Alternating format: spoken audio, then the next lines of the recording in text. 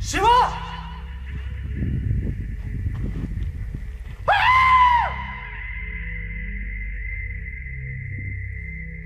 मंदिर क्या होता है? मंदिर के अंदर सिर्फ एक पत्थर। अच्छा ठीक है, कुछ समय के लिए ये भूल जाते हैं कि वो भगवान है। बात करते हैं विज्ञान की। आइए पत्थर को पत्थर की तरह देखते हैं। अपने देवताओं को थोड़ी देर के लिए अलग रखें और ध्यान से सुनें। मैं आपको बहुत मूलभूत बातें बताऊंगा। यदि आप मंदिर की संरचना को देखते हैं तो गर्भगृह के अंदर आप पाएंगे कि एक पत्थर है जो कि आसन सहित लगभग 6 से 7 या 9 फीट का होगा। बहुत सारे लोग इस बात का उपहास बनाते हैं कि पत्थर की इतनी सजावट क्यों करी गई है, इसमें क्या है? आप इस गूंगे पत्थर को भगवान समझकर पूजा कैसे कर सकते हैं? उन सभी बेवकूफों के लिए जो मूर्ति पूजा का उपहास कर रहे हैं, आइए विज्ञान के दृष्टिकोण से देखते हैं। ये क्या है? ये एक चट्टान है। चट्टान क्या होती है? चट्टान धातुओं और खनिजों से बनी हुई होती है। यदि आप एक घाटी में जाते हैं और कुछ चिल्लाते हैं तो वह चट्टान क्या करती है? वो आपको एक प्रतिध्वनि देती है। क्योंकि ये एक खुली जगह है इसलिए ध्वनि इसमें यात्रा करती है, चट्टानों से टकराती है और चट्टानें इसे वापस फेंक देती है। इस प्रक्रिया को इको कहते हैं और यह वैज्ञानिक रूप से सिद्ध है। हर कोई इसे जानता है। आप ध्वनि तरंगों को जितनी जोर से भेजते हैं उसी के आधार पर चट्टानें एक प्रतिध्वनि को वापस फेंकती है और ऐसा हर चट्टान करती है। इसलिए आपको अलग अलग अंतराल पर 2-3 आवाजें सुनाई देती है। इस पूरी प्रक्रिया को आप देख नहीं सकते लेकिन आप इसे सुन सकते हैं। यह तो बात हुई खुले स्थान की। अब सोचिए अगर आप बंद जगह पर ऐसा करें तो प्रतिध्वनि कितनी होगी? निश्चित तौर पर खुली जगह से तो बहुत ज्यादा होगी। अब मंदिर के अंदर चलते हैं। यहां आपको या तो एक शिवलिंग मिलेगा या चट्टान से बनी कोई मूर्ति मिलेगी। यह मूर्ति दीवारों से बंद एक संरचना में रखी गई होगी जिसके शीर्ष पर एक गली गोपुरम होगा। यह पूरी संरचना एक पिरामिड की संरचना की तरह होती है जिसकी नोक आकाश की तरफ इशारा करती है। यहां कोई वेंटिलेशन भी नहीं होगा। पत्थर की दीवारों से बना यह स्थान इतना घना होता है कि सूर्य का प्रकाश भी अंदर नहीं पहुंच पाता। लगभग सभी मंदिर ऐसे ही होते हैं। इन्हीं मंदिरों में खड़े होकर लोग अंदर विराजित चट्टान को अपनी आवाजें या प्रार्थनाएं भेजते हैं। आज ही नहीं, पिछले कई हजार वर्षों से इसका अभ्यास किया जा रहा है। निरंतर ये आवाजें भेजी जा रही हैं, ठीक सुबह से लेकर दोपहर तक, फिर शाम से लेकर रात तक, हर दिन सभी मंदिरों में। सिर्फ मंत्रों की ही नहीं, घंटियों की भी आवाज की जाती है और कुछ कुछ मंदिरों में तो ढोल नाद भी किया जाता है। हम सभी जानते हैं कि ध्वनि का एक प्रारूप होता है। सभी मंद बुद्धि वाले लोगों के लिए मैं कुछ प्रयोग दिखाने जा रहा हूं जहां विभिन्न प्रकार की ध्वनियों के कारण अलग अलग कण अपने पैटर्न और प्रारूप को बदल लेते हैं। नाइजल स्टैनफोर्ड ने अपने चैनल पर एक सुंदर म्यूजिक वीडियो बनाया है जिसमें वे दिखा रहे हैं कि ध्वनि के कारण पानी, अग्नि और विभिन्न कण कैसे अपनी प्रतिक्रियाएं बदलते हैं। यह एक अविश्वसनीय प्रयोग है जिसे आपको अवश्य देखना चाहिए। It is a film to describe to you the effect of cymatic frequencies.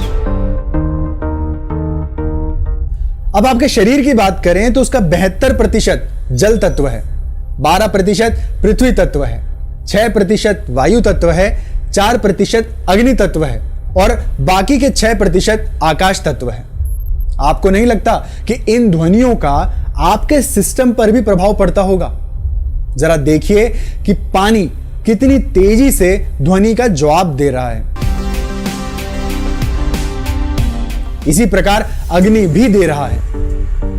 और वास्तव में देखा जाए तो ब्रह्मांड का कण कण अलग अलग ध्वनियों पर अपनी प्रतिक्रियाएं अवश्य देता है।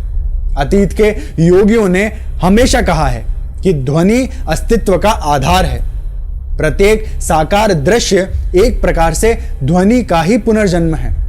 यदि आप ध्वनि में महारत हासिल करते हैं तो आप 5 तत्वों के साथ खेल सकते हैं। इसी महारत के कारण अतीत में ऋषियों ने पानी पर चलने, हवा में गायब होने, दीवारों के आर पार हो जाने जैसे कामों को बड़ी आसानी से कर लिया। हैरी पॉटर फिल्म में तो आपने एक काल्पनिक कहानी देखी है लेकिन हमारे यहां तो ऐसे ऐसे योगी हुए हैं जिन्होंने वो सब वास्तविकता में किया है। आज भी कई ऐसे गुप्त योगी होंगे जो उन चीजों को कर सकते होंगे, और केवल वो ही नहीं, आप और मैं भी इसे कर सकते हैं अगर हम ध्वनि पर महारत हासिल करें। आपको ऐसा करने के लिए इंद्रियों से परे एक धारणा की आवश्यकता है। सफलता प्राप्त करने का एकमात्र तरीका संयम ही है। यह सफलता आप किसी घटिया प्रयोग के माध्यम से प्रयोगशाला में नहीं कर सकते।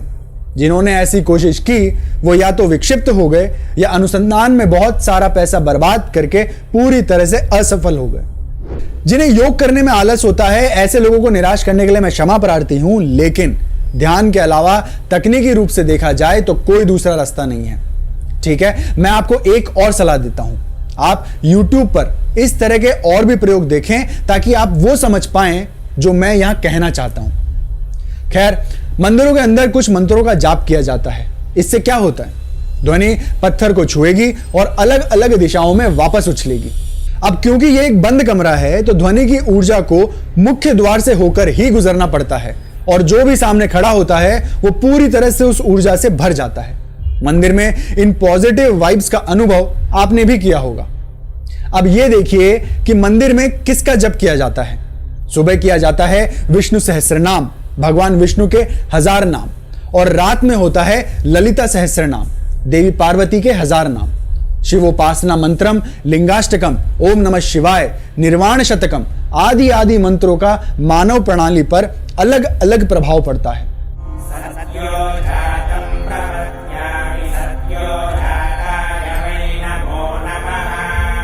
मैं वास्तव में जांचना चाहता था कि इन ध्वनियों का मानव प्रणाली पर क्या प्रभाव पड़ता है, इसलिए मैं मानव मस्तिष्क और मानव प्रणाली पर इन ध्वनियों के प्रभाव को समझने और इसके प्रमाणों को लेने के लिए न्यूरोसर्जन के पास गया। मैं अपने दोस्त राहुल को EEG टेस्ट के लिए ले गया। इसे इलेक्ट्रोएन्सेफेलोग्राफी कहा जाता है, जिसमें आप किसी व्यक्ति के मस्तिष्क की गतिविधियों और उसकी तंत्रिका तंत्र की गतिविधियों को कंप्यूटर पर देख सकते हैं। हमने जब ललिता सहस्रनाम को चलाया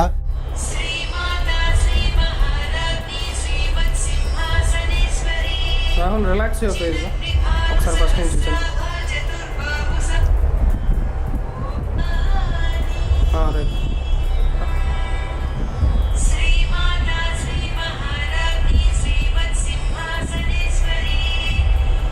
तो जिस तरह के परजीवी अंतर उसमें मिल रहे थे वो रहस्यमय थे।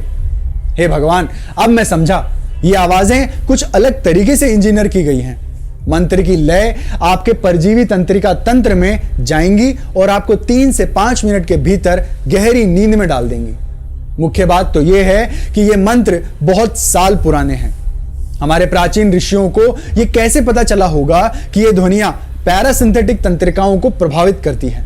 अब ललिता सहस्रनाम तो रात में चलता है, लेकिन सुबह मंदिरों में विष्णु सहस्रनाम का जप चलता है। इन ध्वनियों को इस तरह से इंजीनियर किया गया है कि यह आपको मन की शांतिपूर्ण और तरोताजा अवस्था में जगा देगा। मुझे यकीन है कि आप में से अधिकांश लोगों की सुबह कुछ खास नहीं होती होगी, क्योंकि चिड़चिड़े दिमाग के साथ तो आप सुकून से सो नहीं सकते और इसलिए आप जागने का भी आनंद नहीं ले सकते। यदि आप सुबह सुबह विष्णु सहस्रनाम को सुनेंगे तो यह आपके मस्तिष्क में मौजूद सभी दंड फंद को साफ कर देगा और जागने पर आप सुपर फ्रेश महसूस करेंगे। आज भी आप तिरुपति मंदिर में जाकर देख सकते हैं, वहां सुबह विष्णु सहस्रनाम का और रात में ललिता सहस्रनाम का जप होता है। हमारे प्राचीन ऋषियों के गूढ़ विज्ञान और उनकी मानव प्रणाली की गहरी समझ का कोई सानी नहीं है। यह समय के साथ विकसित हुआ वो विज्ञान है जिसका अभ्यास आज भी मंदिरों में किया जा रहा है। अब भी अधिकांश मंदिरों में यह सब होता है, बिना ये जाने कि वो ये क्यों कर रहे हैं। मैंने जब एक पुजारी से पूछा तो उन्होंने कहा कि मुझे नहीं पता, लेकिन बस सालों से ये ऐसे ही चल रहा है। या वो लोग कुछ भी कह देंगे, जैसे ये स्वास्थ्य के लिए अच्छा है, इससे आपको लक्ष्मी का लाभ मिलेगा, गर्भ रक्षा होगी, आदि आदि कुछ भी। ये भी एक कारण है कि आज मंदिर खंडर में बदलते जा रहे हैं। मंदिरों के विज्ञान के बारे में बात करने वाला कोई है ही नहीं। मंत्रों का क्या महत्व है और क्यों पत्थर की मूर्ति मंदिर में रखी गई है, किसी को नहीं पता। मंदिर के चारों ओर एक पूरी संस्कृति विकसित होती है जो आपके जीवन का संचालन करने के हर पहलू के बारे में बात करती है। अपनी बीमारियों का इलाज कैसे करें, यहां तक कि बहुत ही बुनियादी पहलुओं जैसे कि कैसे बैठना है, कैसे खाना है, आदि आदि मंदिर हमेशा मानव जीवन को समृद्ध करने के बारे में बात करते हैं। इसलिए उन्होंने चट्टान को भगवान कहा, और जब आप भगवान के लिए जप करते हैं तो उसका प्रभाव आसपास में रहने वाले लोगों को लाभ पहुंचाता है। यह एक निशुल्क सेवा है। क्या आपके डॉक्टर मुफ्त में आपका इलाज करेंगे? लेकिन यह मंदिर मुफ्त में सेवा कर रहे हैं कई सदियों से। लेकिन अब इन मंदिरों पर हमले हो रहे हैं। इन्हें सरकार के नियंत्रण से मुक्त करने का समय आ गया है। मंदिर की संपत्ति को लूटा जा रहा है। सरकार को लगता है कि बहुत अधिक सोना वहां उपलब्ध है जिसे लूटा जा सकता है। आप जानते हैं कि मंदिर का डिजाइन ऐसा होता है कि उसमें एक ध्वज स्तंभ होगा ही, जो किसी धातु से बना होगा, आमतौर पर सोना या तांबा।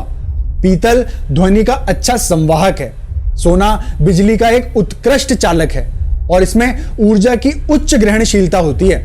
मंदिर निर्माण में इस्तेमाल किए जा रहे सोने के बारे में चिंतित सभी बेवकूफों के मुंह पर यह वीडियो एक तमाचा है। यह एक स्पष्ट विज्ञान और सबसे परिष्कृत इंजीनियरिंग है जिसकी तुलना में आधुनिक विज्ञान अभी बहुत गौण है। मंदिर के डिजाइन में अभी बहुत कुछ समझना बाकी है। यह डिजाइन ऐसा होता है कि ऊर्जा की तरंगें जो गोपुरम द्वारा जीवंत होती हैं वो सीधे गुजरती हैं और यहां जो एंटीना की तरह की व्यवस्था है उसको छूती है और ऊर्जा के प्रारूप में संग्रहित होती है। लोगों में इसे छूने की मान्यता है। बहुत से लोग अपने सिर से इसको छूते हैं, ये जाने बिना कि वो ऐसा क्यों कर रहे हैं। फिर आपको एक ऐसे स्थान पर चलना होता है जो कि उस ऊर्जा से भरा हुआ होता है जो अंदर की चट्टान द्वारा प्रेषित होती है। इससे कोई फर्क नहीं पड़ता कि आप एक हिंदू हैं, मुस्लिम हैं या ईसाई हैं, आपको इस ऊर्जा का फायदा मिलेगा ही मिलेगा। इसलिए मंदिर के बाहर निकलने के बाद आप पूरी तरह से तरोताजा महसूस करते हैं। आपको दर्शन की भी आवश्यकता नहीं है। इस पथ से गुजरने के बाद आप सक्रिय रूप से अंतर महसूस कर सकते हैं। और यह डिजाइन किसी मस्जिद या चर्च में नहीं है। सिर्फ चर्च और मस्जिद ही नहीं, पृथ्वी पर किसी भी प्रकार की इंजीनियरिंग मंदिर की इंजीनियरिंग को हरा नहीं सकती। यह अतुलनीय है। आप में से कितने लोग इस पूरे विज्ञान से अवगत हैं? अब आप उन मूर्खों को क्या कहेंगे जो मूर्ति पूजा का उपहास करते हैं? क्या आपको लगता है कि उनमें जरा सा भी दिमाग है? जो लोग मूर्तियों पर पेशाब कर रहे हैं और जो लोग मंदिरों को ध्वस्त करने के लिए लोगों को प्रेरित कर रहे हैं, क्या आपको लगता है कि वे इंसान कहलाने के योग्य हैं? जानवरों की प्रकृति अभी भी उनमें जीवित है, या यूं कह लीजिए कि ये लोग जीवित राक्षस हैं। मेरी बात अभी खत्म नहीं हुई है। मंदिर निर्माण में प्रयुक्त विज्ञान और प्रौद्योगिकी की तुलना में आधुनिक विज्ञान अभी भी शैशव अवस्था में है। मुझे विश्वास है कि आप लोग प्रवीण मोहन का चैनल तो देखते ही होंगे। उन्होंने मंदिरों के संदर्भ में गजब का काम किया है। यदि आपको हमारे योगियों की प्राचीन तकनीक के बारे में जानना है तो कृपया इनके वीडियो जरूर देखें। विज्ञान के नाम पर अपने स्कूलों और विश्वविद्यालयों में जो पढ़ाया गया वो एक मजाकिया बकवास है। ये वीडियो देखें, आपको उन चीजों के बारे में पता चलेगा जिनका आधुनिक विज्ञान के पास कोई सुराग नहीं है। इनका निर्माण वर्षों पहले किया गया है। आज बेवकूफों की एक पूरी जमात है जो अपने शरीर को नींद में डालने के लिए सभी प्रकार के पेय और दवा लेती है। इस ग्रह पर हर शराबी एक प्रमाणित मूर्ख है, क्योंकि ये लोग शरीर को आराम देने के लिए पूरे शारीरिक सिस्टम को ही बर्बाद कर रहे हैं। जब आपके सिस्टम को आराम देने के लिए एक सुंदर तरीका बनाया गया है, तब आप एक विकल्प के रूप में दारू और ड्रग्स को ढूंढते हैं। यह तो प्रचंड बेवकूफी का काम है।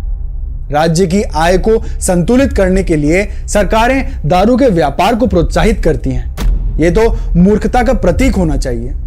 राज्य चलाने का कितना भयानक तरीका है ये। ऐसी नासमझ सरकारें मंदिरों को संभाल रही हैं। हे भगवान, अब तो पत्थर के अंदर भगवान को याद करने का समय है। यह सिर्फ एक गूंगा पत्थर नहीं है। एक चट्टान को तराश कर जीवंत करने के पीछे एक बहुत बड़ा विज्ञान है।